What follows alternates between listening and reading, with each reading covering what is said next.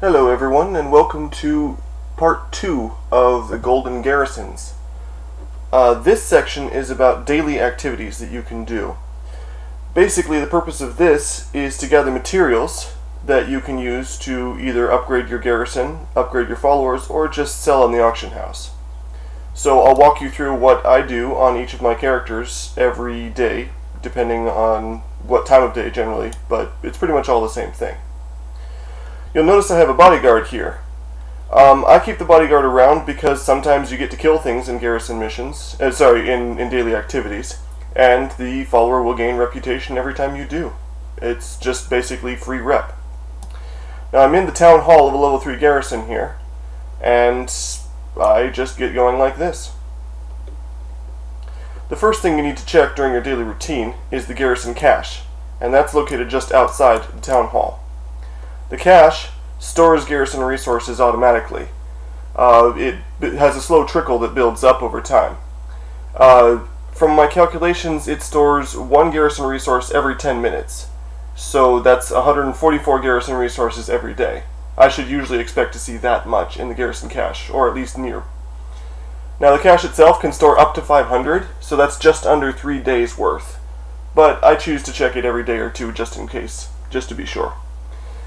There is a way to upgrade the garrison cache so it can store twice as much, but to do that you need to go to the Tanaan jungle and purchase a 2,000 gold receipt from the Arakoa refugees.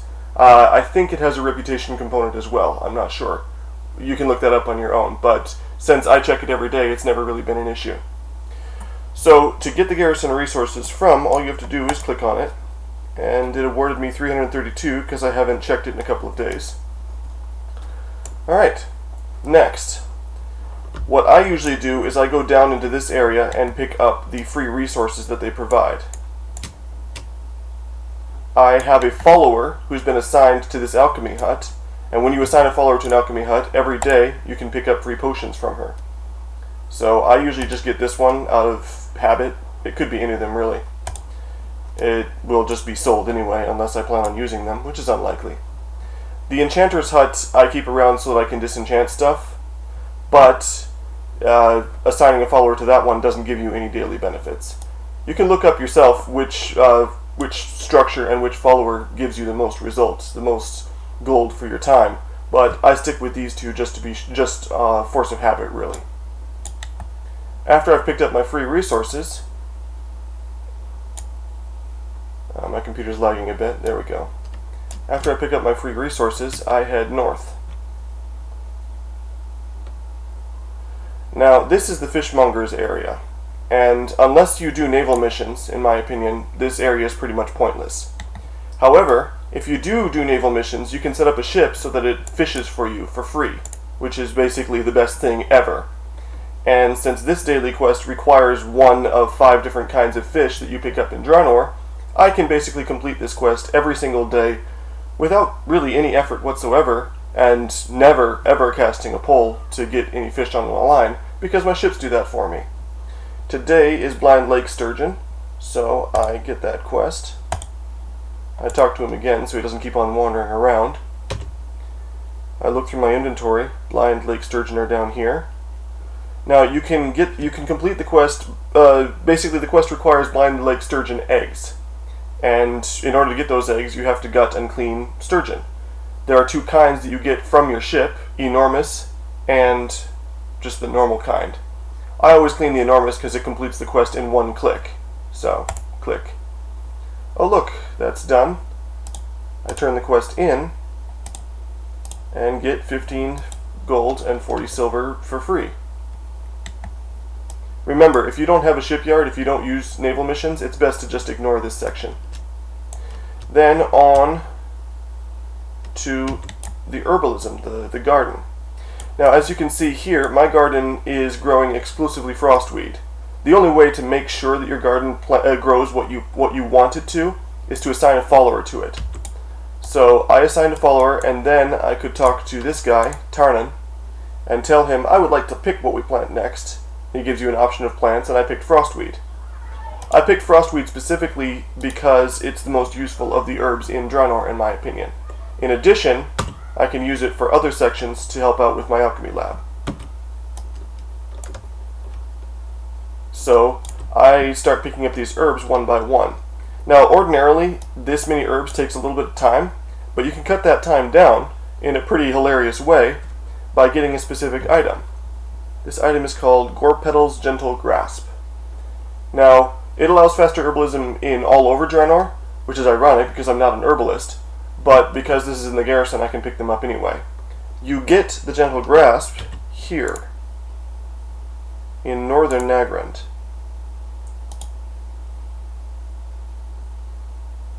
There's a small cave right here off the Zangor shore. I think it's right there. You go inside, you kill a large plant named Gorpetal, and he drops the grasp for you. And once you have it in your inventory, you don't even need to equip it. It lowers how long it takes you to gather herbs. Of course, if you're an herbalist, you get a massive boost, which is why my single herbalist character can push through this section of the daily activities in like 20 seconds flat. As you can see, when I gather these herbs, I get frostweed and Dranic seeds. Now, Dranic seeds I use to create work orders, but that's from another section entirely. That's what I do in the weekly section, or several days over. Oh, in the top you can see 2 buffs that I've cast. Well, they're not actually castable. They just happen to exist while I'm in the garrison. Oh, okay, Disturbing Podling. These guys are great because they're easy to kill and they drop lots of herbs. In addition, they... there we go. Okay, these pears on the ground, I accidentally picked one up. They're conjured items, which means you can't sell them, but you can eat them if you want. I generally ignore them completely because my character just doesn't need them. It's just taking up space. Now, the podlings drop between 13 and 14 herbs every time they die, so it's in your best interest to kill them. And they give your bodyguard reputation, which, as I said before, is why I keep him around in the first place. Alright, there's another one. Sometimes you can go through the entire garden without getting a single podling to show up, and sometimes you get 5 or 6. It's very, very random. Usually I let my bodyguard handle them. Oh, okay, that's a Shadow Fiend. I didn't summon that. I'm a paladin. I can't summon Shadow Fiends, but my bodyguard is a Shadow Priest. He summoned it. Bodyguards can have some pretty useful abilities. Alright, once the garrison garden is done, I head over here. Oops. I head over here to the garrison mine. Now, here is the one area in any garrison, in all garrisons actually, that there is an anvil and a forge. So if I'm a blacksmith, I can always come here to make stuff. I don't need to build any specific structures. Again, this is where work orders are picked up. I use Dranic Stone for those. Alright. So the garrison mine is laid out like a large X. And in each corner of the garrison mine is a mine cart that contains useful items. Now, 2 of those useful items are the Preserved Mining Pick, which increases how quickly you can mine, and the Miner's Coffee, which increases how quickly you can move. And these buffs only work inside the garrison mine, so if I were to use these items and then leave, the buffs would disappear immediately. So, this is how long it takes to mine... oh wait, there's another thing. The Peon's Mining Pick. Now, the Mining Pick also doesn't need to be equipped, and it also allows faster mining in Draenor. And you can pick that one up in the Spires of Arak. Let me show you where.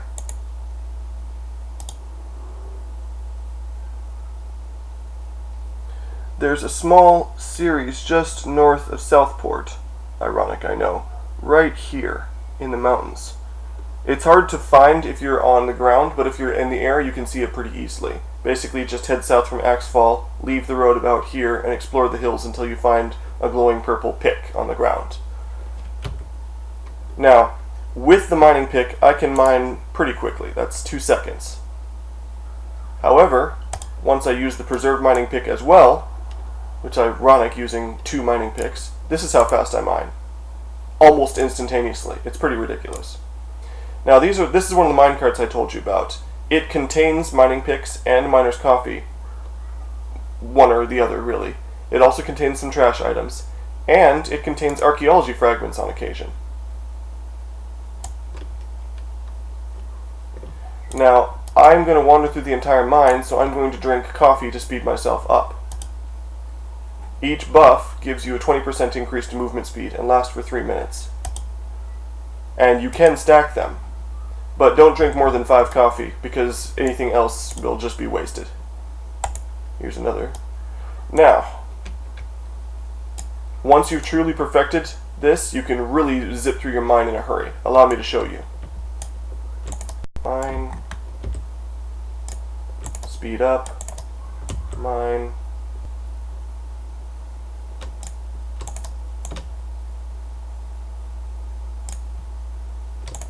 Mine. Ore cart. Mine. The game allows you to pick something up even if you've just barely reached the completion of it. Now, just like with the Garrison Garden up above, sometimes you will trigger monster attacks when you mine. And usually when that happens, I don't even pay attention to them. I just click this button to summon my call to arms and let them handle it for me. And then I pick up the results once the target is dead.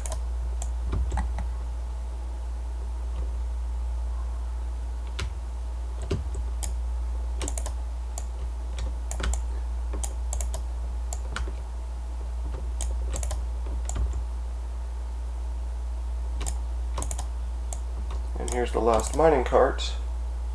And I usually do this section last because there's usually an ore deposit underwater and it's hard to get back out from underwater. So, you enter up here, and the way I do it is I mine everything down here, then I do the loop, then I do the fork, and then I do this last bit. And once I'm done and I'm in the water, instead of running all the way back out, I just use my Garrison Hearthstone to return to the Town Hall.